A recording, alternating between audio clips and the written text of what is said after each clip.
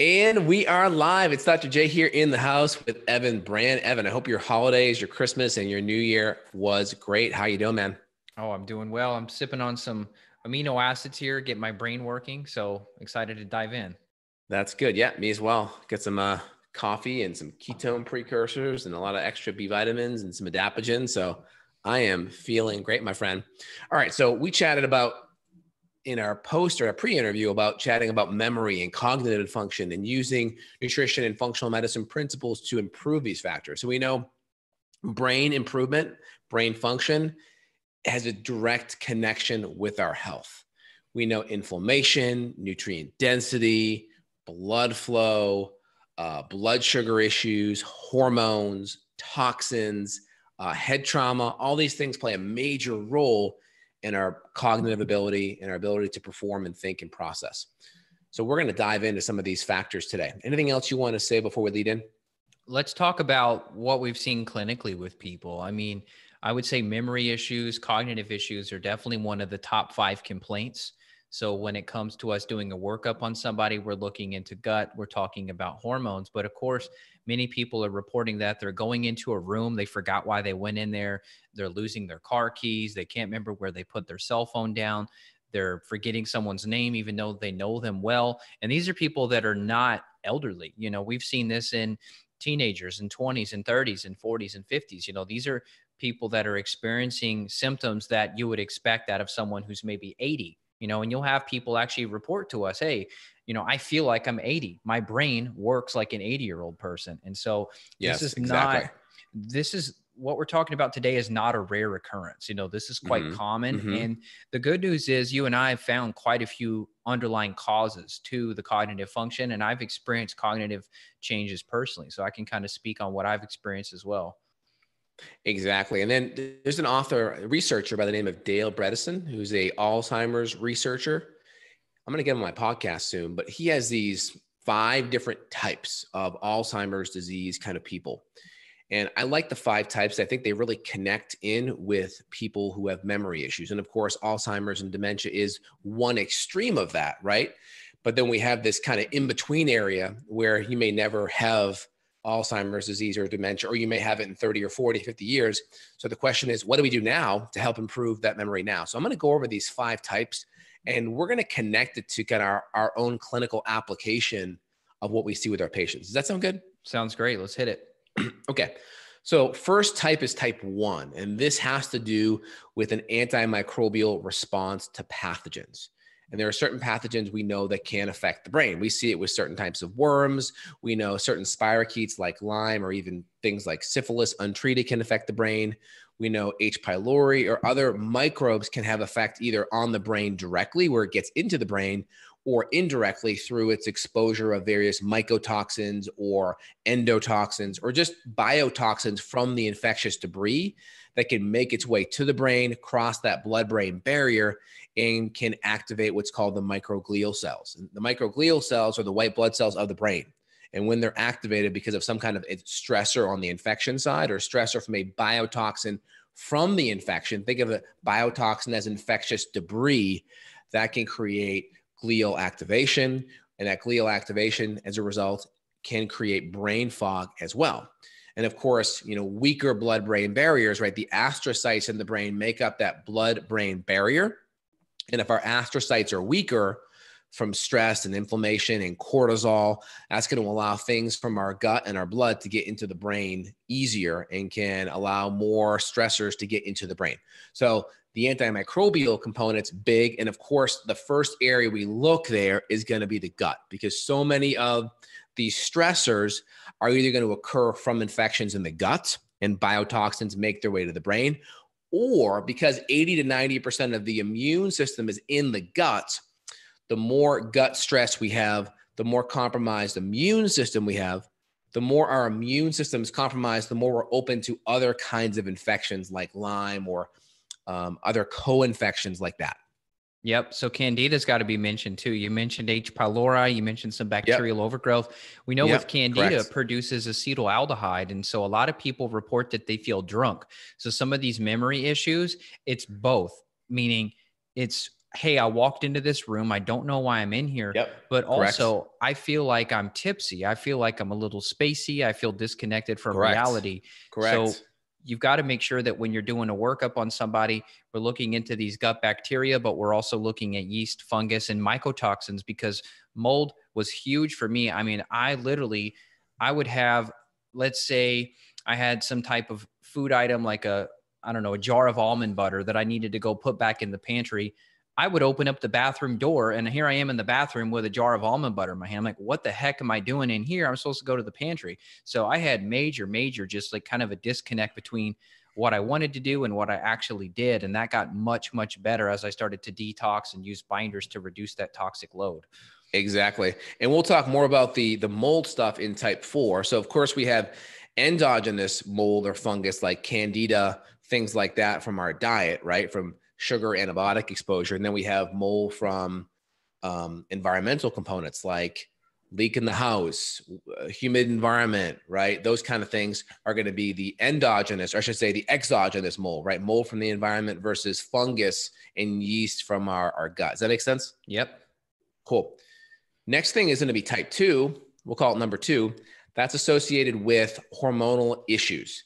So we know, especially in females, estriol, estrogens have an important, impact on reducing inflammation, cognitive function, activating certain areas of the brain. So does progesterone, because progesterone helps with GABA, and GABA helps get that parasympathetic nervous system activated. That's the rest and digest. And that amygdala and that brain stem is going to be overactive in that kind of fight or flight response. So things like progesterone and GABA help ease that brain stem response and then allow those higher neocortical areas, right? The frontal cortex to work better, because those areas work better when we have parasympathetic response. So hormones like progesterone and estrogen play a big role. So especially in women who have menstrual issues, PMS, right? That tells me there's hormonal issues. Women that are more menopausal or perimenopausal, where the ovaries are stopping the production of hormones like they were when you were at that cycling age. And then, of course, blood sugar issues like insulin, high levels of insulin, low levels of insulin. Typically, it's going to be high with insulin resistance, and then things like vitamin D, low testosterone. Significant hormonal stressors can affect the brain and can cause certain areas to shrink. Yeah, it's crazy. So when you look at some of the papers on progesterone, you'll see discussions of progesterone and traumatic brain injury. You'll see discussion of people wanting to integrate progesterone into concussion care when it comes to like NFL players and such. So it's amazing, amazing, amazing. I've got a bottle of progesterone on hand, and it's one of those things where if something happens, I hit my head, my daughter hits my head, my wife, if anybody gets hurt, progesterone is one of those kind of quick fix things to help protect the brain. Is there any recommended dosage on that for brain trauma? Is it like a couple hundred milligrams? Yeah, it's much higher than your standard 25 to 50 milligram hormonal support. I've seen one paper that was around 400 milligrams of progesterone. Okay, so 400 milligrams. So like with women, I'll typically go as high as 100. Some go 200. So you're looking at maybe 2 to 3 times, maybe even 4 times what you would typically give for a woman. Yeah, and of course, and of course, and this is in the early stages, right? Because this type of research is not going to be funded. People don't care, or at least when I say people, the pharmaceutical companies can't really get behind progesterone because it's a bioidentical cream you could buy over the counter for $30. So to see a study on like brain health and brain protection with progesterone, I'm grateful that there's even papers existing, because like there's no money involved. You can't make much profit from that, so research is limited. Exactly. 100%. Anything else you want to say about that? Insulin is huge. And so we often use blood sugar regulating herbs and nutrients with our clients. So if someone is insulin resistant, we will use things to help regulate blood sugar. And just in a 6-week follow-up, we may have people report that their brain's working better. And that's simply because we've reduced the insulin. They're calling the like the type 3 diabetes term out there. That's highly linked to like sugar and insulin. Yeah. And so type 3 on this, so type 1 is the inflammatory. That's due to the infections. Type 2 is the atrophic. Type 2 is the atrophic. That's the shrinking parts of the brain due to those hormonal imbalances. Type 1.5, or I just call it 3 because it's the third one on the list, is glycotoxic. And this is more type 1 and type 2 diabetes extreme. So type 1 is a total lack of insulin, right? And then type 2, where you could actually be giving too much, right? Type 1, you don't have any insulin, but then the problem is then they get you on insulin injections. And a lot of times people overuse insulin because they're not really educated on it, and they just can get their blood sugar back to normal. So with eating crap, so they just over secrete the insulin via the injection to bring the blood sugar back down. And that can cause problems as well. So type 1 diabetics, if they're on insulin, they can actually overshoot it. So the key is if you have type 1 diabetes, you still want to keep the insulin down, and you have to keep the sugar down as well. So you don't need as much insulin to get that sugar into the cell, number 1. Then number 2 is going to be insulin resistance. You're making a lot of insulin. Your cells are just numb to it. So there's no supply issue with the insulin. There's just too much of it, and the cells are becoming numb to it. And we know that high glucose levels can create all kinds of problems with the brain. We know that there's certain beta amyloid plaques that can form in the brain, and we see that associated with Alzheimer's and dementia. We know that just high levels of insulin can create problems with people just with memory issues to begin with. And we know beta amyloid plaques, they actually get cleaned up in the brain with an enzyme called insulin degrading enzyme. The problem is insulin degrading enzymes' first priority is to break down insulin. So if you have too much insulin there, its resources are going to be spent on cleaning up insulin, and there won't be enough resources to clean up the beta amyloid plaques. So said another way, imagine you have a mop, right? And your kid spills some water or some juice. That's insulin. If your kid spills a little bit of juice, you can mop it up, and there's still enough absorptive qualities in the mop to go mop up the plaque. But if your kid spills a whole bunch of juice, well, now you go in, you mop up all that juice, but now the mop's so saturated, there's not enough absorptive quality to it to now go soak up and clean up the plaque. And that's why getting your blood sugar under control is so important. But if you go look at some of these studies, it's really interesting. The conclusion of a lot of these studies is, hey, we need to come up with a drug that helps improve insulin degrading enzyme, so we can use that enzyme to clean up more of the plaques. The people just miss the boat because their kind of focus is like on what kind of patentable drug can we come up with, where their conclusion, in my opinion, should be, hey, how can we change the diet so we have less insulin to have to clean up? Therefore, the insulin degrading enzyme can work better. Absolutely. We were talking pre-show about skin. I was telling you some papers on skin I was looking at where there were tribal people in New Guinea that were studied, and they never found a single case of acne. So here's all these people working on acne drugs. When you look at a tribal person, they don't have acne. Same thing with Alzheimer's. You don't see these neurodegenerative diseases in more tribal people that are on a native diet and have exercise and adequate sunshine and vitamin D and all that. So it's just funny that the money is really spent in the wrong place. I mean, we really could reduce a lot of the drugs just by adopting some of these principles. Yeah. And it's really interesting because I like to look at the fact pattern, right? The fact pattern, I think, is really important. Walk me through your thinking of how you got here, right? So when you look at a researcher who's kind of university-based or drug-based, they're looking at, what mechanism, what pathway, what kind of, their bent is obviously is what kind of drug or procedure can we come up with that's patentable that can help with this mechanism. Now, that may be all well and good, but if the only lens that you're looking at it is through what procedure, surgery, or drug can you come up with, well, you're not going to be able to utilize the diet and lifestyle and nutrient avenues, because those I think are the most easy they're most accessible, because you don't have to invest billions of dollars to be like, hey, let's keep the carbohydrate and the inflammation and the food down.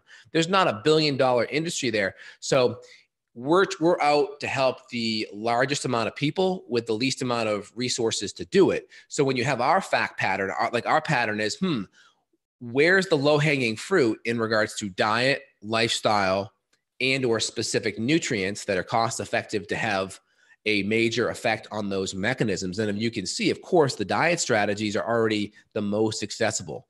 And that's why we're trying to bring this information to y'all. And if you guys enjoy kind of our perspective and our way of communicating it, give us that like, put your comments down below. Make sure you share with a friend or family member that could benefit from this information.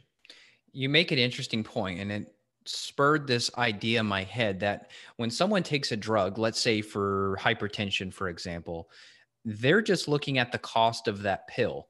The cost of the development and research and all of that, of finding out the mechanism to do this and block ACE and inhibit this, it's all been subsidized or hidden from you. So when you think about, oh, this blood pressure drug cost me $30 a month, this blood pressure supplement cost me $35 a month, people only see the $5 difference, but they don't see the billions and billions and billions of difference of making a drug that is usually going to have unknown side effects because they haven't even been studied long enough. So it's like, okay, yeah, let's change this enzyme, but what does that do? Because as we find with functional medicine, everything's a spider web. So as soon as we think we're just touching one thing, we end up touching something over here as well. So it's just not the way to go.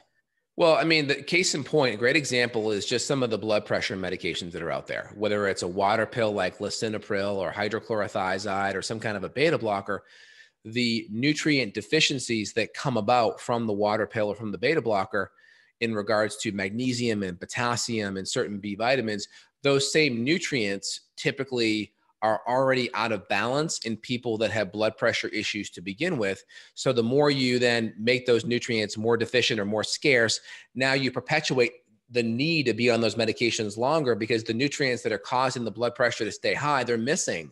They aren't there, the magnesium, the potassium. Therefore, you create this longer lasting need on the medication, and you're ensuring that the root cause never gets addressed.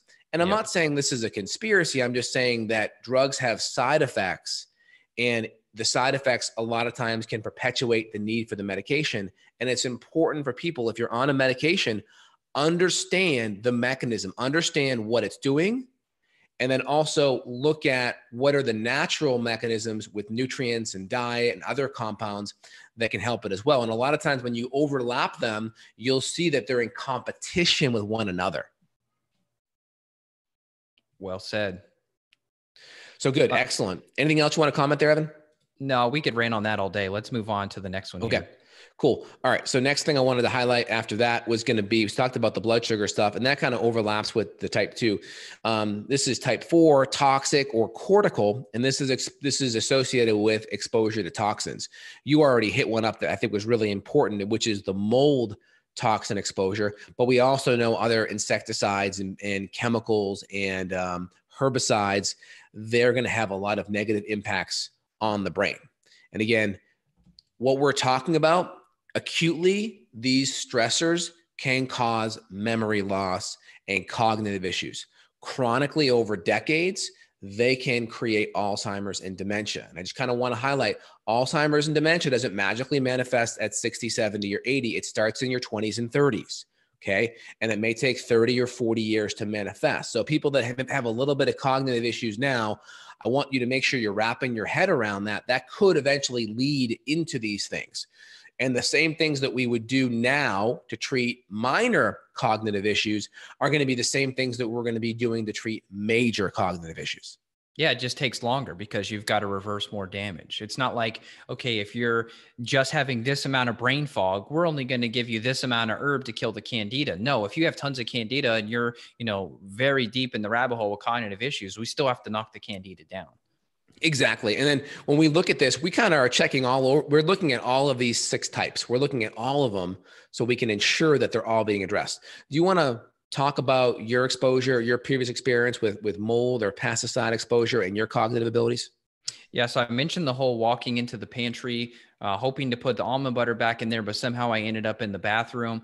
I was very forgetful. I'd go out into the garage. I need to go get a tool for something I'm working on. Or I got to change a light bulb. Okay, I'm going to the garage to get a light bulb. I get out to the garage. What am I doing out here?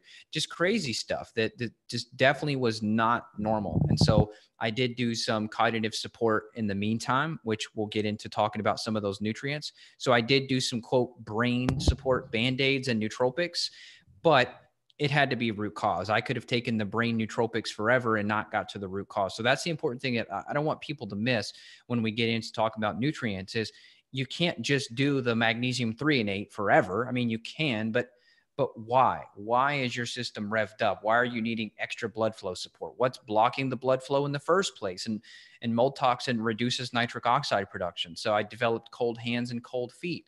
So my brain wasn't working good, likely due to lack of blood flow, which is the next thing we're going to get into.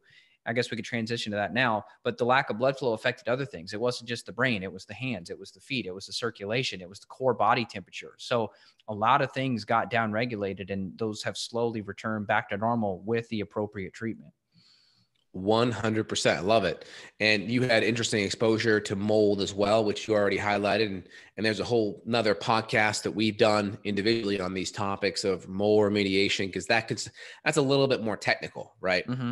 There's a lot of times there's some environmental stuff that needs to be addressed in the actual home. So we'll refer those podcasts. You know, I've interviewed JW, Babia, and Jeff Bookout. I know you have as well. So I recommend take a look at those podcasts for more information on the mold side.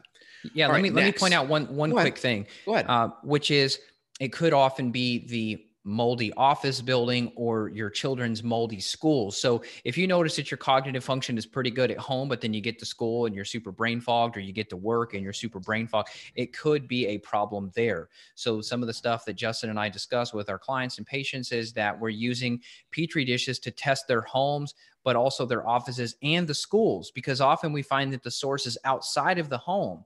And really it's tough because you only got a couple limited options of, can you fix the school? Can you fix the office? And can you do an air purifier on your desk? You know, so there's a couple things, but more of that discussion is in these mold specific podcasts. 100%. Excellent. All right. So next would be vascular issues. So I'll call this 1, 2, 3, 4, 5. This is 5. There's 5 types, but I'm going to just call 6. I don't like the in-between ones. So this is step 5. This is vascular. Now, couple things that are going to reduce vascular. Number 1 is gluten.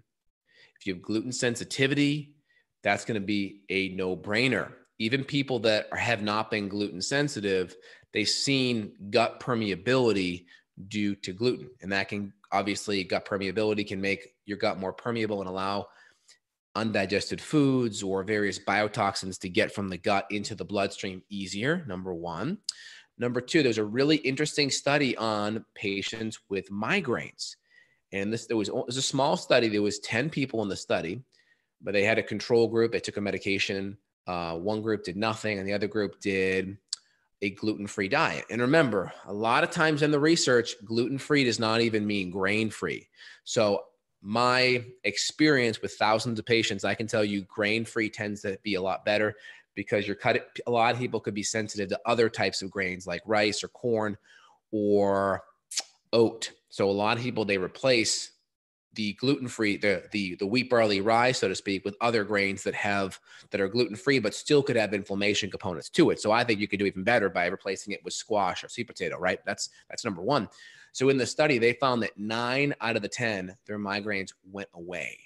And the major mechanism of why this worked is they did like functional MRIs. They saw decreased blood flow in these migraine groups. And the mechanism was that the gluten was decreasing blood flow up the carotid artery, right? This is like the garden hoses on the side of your neck that go up to the brain. There was decreased perfusion to the frontal cortex, right? That's the powerhouse of the brain. That's where all the higher level thinking happens. And when they decreased gluten, when they cut it out gluten-free, so that's not full good quality paleo, right? They had a significant increase in blood flow. Those areas of the frontal cortex lit up better, and they saw a significant reduction in their migraines. 9 out of 10 gone. That's amazing. So you're literally dumber when you're eating gluten. So when you make fun of your family members for like eating a muffin and you're like, please stop eating the muffin, you could tell them that. Everyone's a little bit different. Everyone's a little bit different. But here's the thing, right? If I say, hey, I'm food sensitive to gluten, what's your first gut instinct on how that would manifest? You're going to think of it as a gut symptom, not a brain symptom. Bingo. Bloating, gas, diarrhea. So most people in their head, they kind of look for those issues to manifest. And they're like, oh, I'm sensitive. But In this example, a lot of times the cognitive issues may be the first to manifest, and they may never associate that. And if their diet's already kind of crappy and they're kind of stressed, that type of cognitive issue may be something normal. So they're just kind of accustomed to it and they write it off. Yeah, well said. And that's why we gather so many puzzle pieces when we're doing a workup with somebody, because we're not specifically going to say, hey, we're going to do this to reduce brain fog. We're just putting our foundational pieces in place and running you through the system. And as a byproduct of running you through this functional medicine system, that's when things magically get better. Like I had a lady who said that her voice got better and that she could sing a couple higher levels than she could previously sing. I'm like, I wasn't trying to improve your singing. I have no idea. Like, was it reduction of inflammation on the vocal cords? Like, I've got no clue what happened. Was that adrenals? Was that a hormone thing? Because, you know, as women age, you hear the voice change a bit. So it's really cool to see stuff get better by accident. Exactly. And this is really important, where if someone here is looking for a clinician, you need to find a clinician that has a clinical model and a clinical framework. Because I can tell you, as a doctor that goes to and learns a lot and gone to lots of conferences, the problem is you get thrown lots of information at you.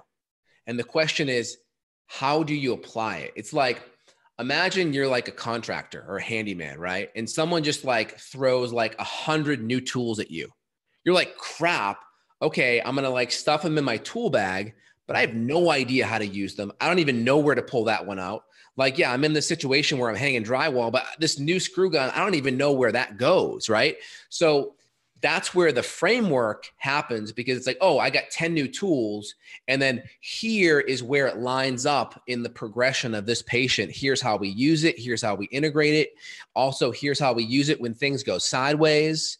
Here's the in-between tool. If we can't get this patient to step 2, here's the in-between step to get. So when you're like looking at clinicians to interview to help you with these next steps, the question I always ask patients is, walk me through your clinical framework. Like, how are you applying things? Walk me through that whole framework, because the framework is the overall path of how we get there. And then these tools can be integrated along the way, but you need that progression or it's just not going to work.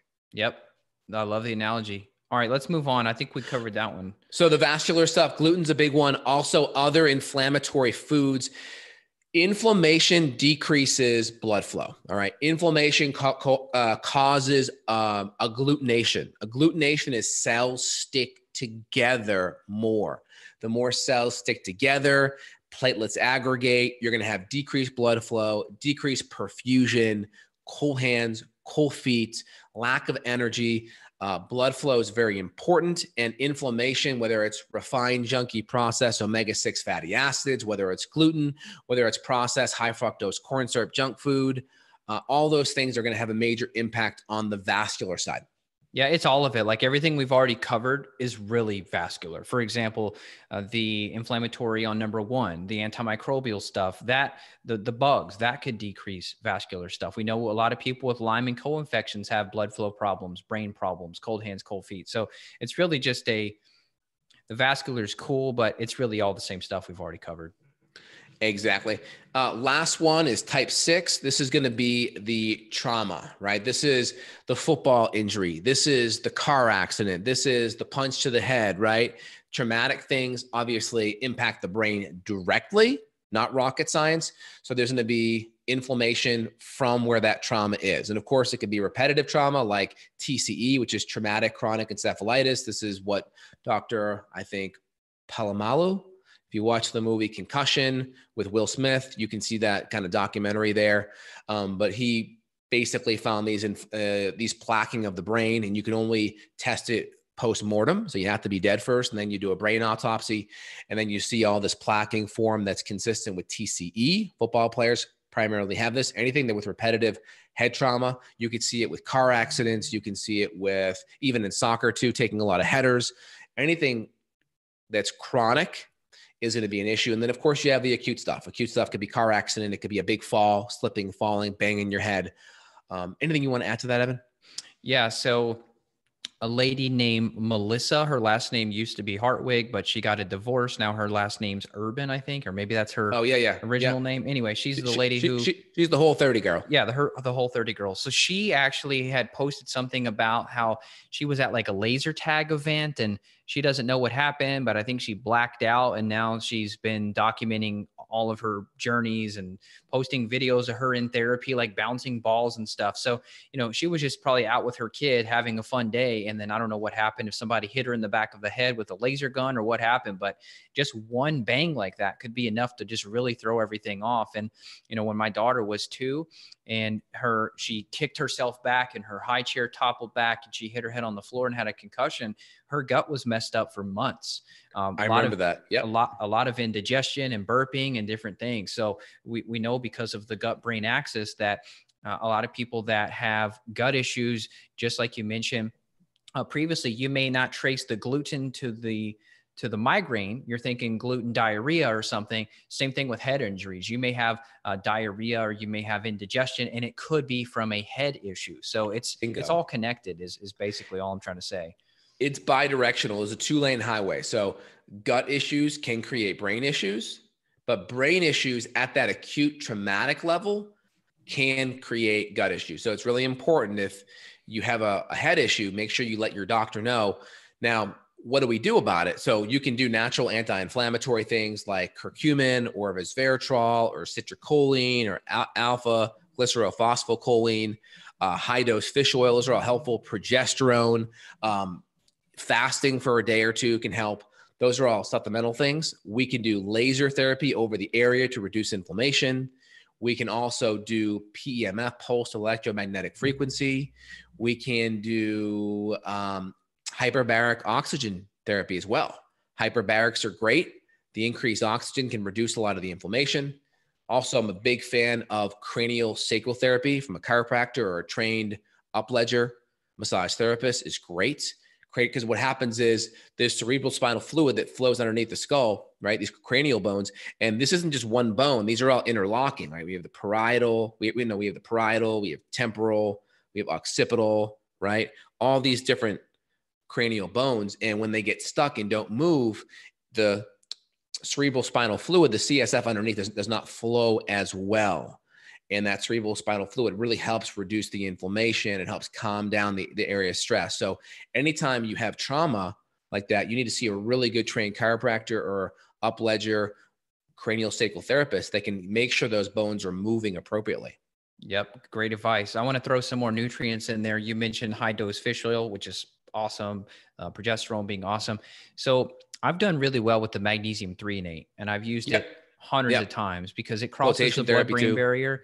So like your magnesium citrate and your glycinate and malate, you know, we'll use those more for gut and muscle type things, but the threonate's great for, there's even some papers on PTSD, anxiety, cognitive issues, memory loss, and you can go much higher if it is more memory related. You can go higher with dosing of threonate. And then the nootropics, you know, they can't be ignored. So I wrote a whole book on that, which is in bookstores. So if you ever see Evan Brand in a bookstore, hey, that's my book. And I wrote all about things like decaffeinated green tea extract could be helpful. Even just regular green tea extracts like matcha can be helpful for the brain.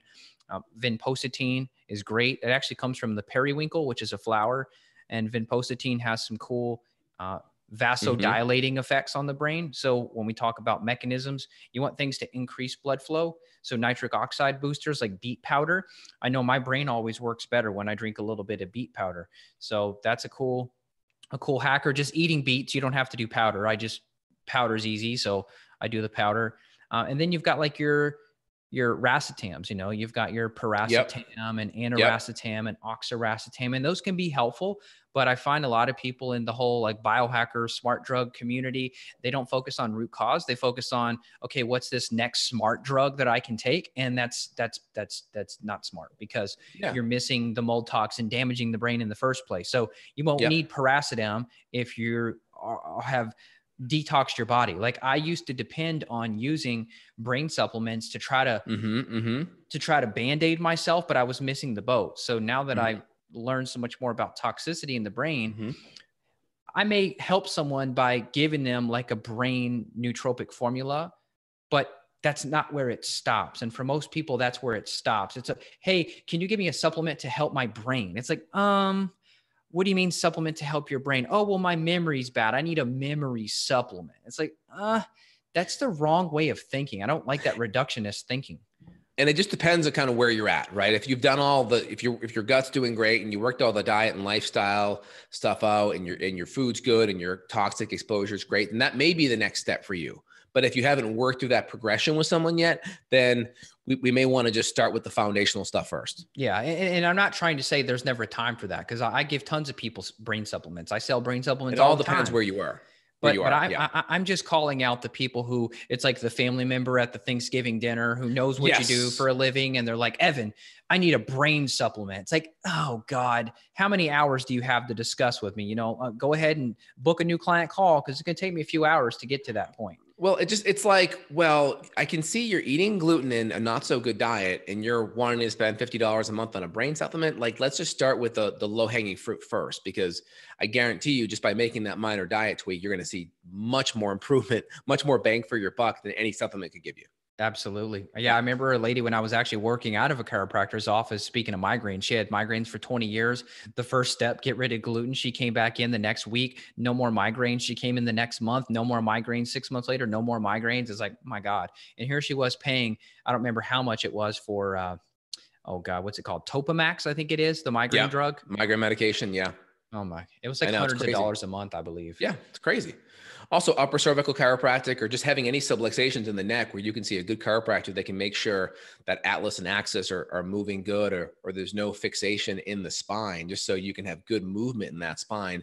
That makes a huge difference, because there's a lot of nerves going up that have a lot of proprioceptive input, right? A lot of input from here goes to the brain. And if things aren't moving right, or some of these bones are misaligned and creating blood flow issues or nervous system afferent issues, right?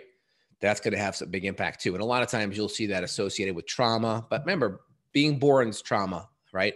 So you have to look at it all there. But if it's acute, definitely need to see a good chiropractor that can assess the cranials as well as the upper cervical spine. Yeah, I remember when I was working at this chiropractor's office, there was a guy who got hit on a motorcycle right in front of the office. And he was laying out in the road, motorcycles tore to pieces. He's just laying down in the road. And luckily he was able to run out there. And I don't remember exactly what he did. I was still stuck in the office with a patient, but I was watching him, and he was just kind of gently, helping the guy get off the ground, because he's like, if your average person gets a hold of him, they're going to rip him up off the ground. And if something's messed up, he could be in really bad trouble. So it was cool to see kind of boots on the ground chiropractic care in an acute situation like that. The guy ended up being okay, but man, it was crazy. Yeah. Ideally, you just kind of make sure his spine's relatively straight, keep him there until you get a stretcher. Yeah. I think that's what they did. I remember the ambulance came and all that, but I've had experiences where I've gotten an adjustment and it's almost like instant mental clarity. It's like, whoa, what happened? I got adjusted. Now my brain's more clear. It's very interesting. Yeah, definitely can make a difference for sure, especially if you need it. Excellent. Anything else you want to address today? So I think we hit all the supplementation, or at least some of the key nutrients. There's also bacopa and venopectin, various blueberry or green tea extracts, huperzine, things that help boost acetylcholine. Acetylcholine all comes from, good amino acids, good protein. So obviously anything with the gut, digestion, higher quality paleo templates with nutrient dense, anti-inflammatory, keeping the carbohydrates in check for what your body needs. Obviously moving helps, because moving helps with a brain derived neurotropic factors. So lifting weights, moving, sprinting, getting some movement in, it really helps with the brain as well, and can help with memory too. So all of these things are really important. Everything has to be connected together. Gut issues, like we already mentioned, that's where everything happens from a digestive standpoint.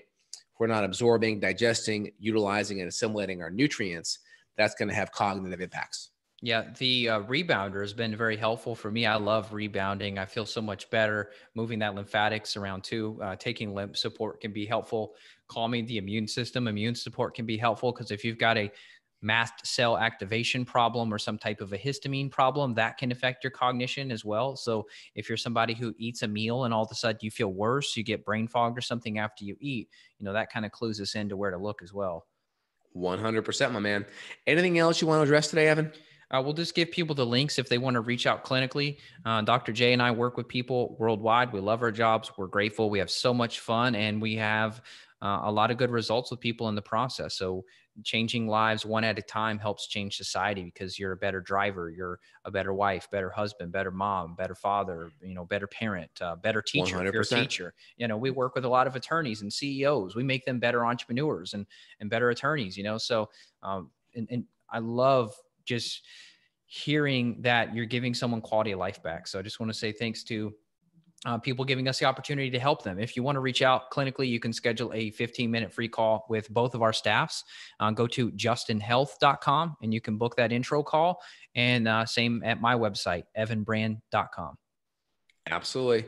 And again, make sure you guys subscribe to this YouTube channel, Evan's podcast, my podcast. We'll put links below where you can subscribe so you can get access to more of this great info. And if there's any family member or friend you could think of that could benefit, feel free to forward this information over to them. We appreciate it. Sharing is caring. So really appreciate it. All right. Well, you take good care. Hey, Evan, we'll be back, man, next week. You take care, brother. See you later. Bye-bye. All right. Bye.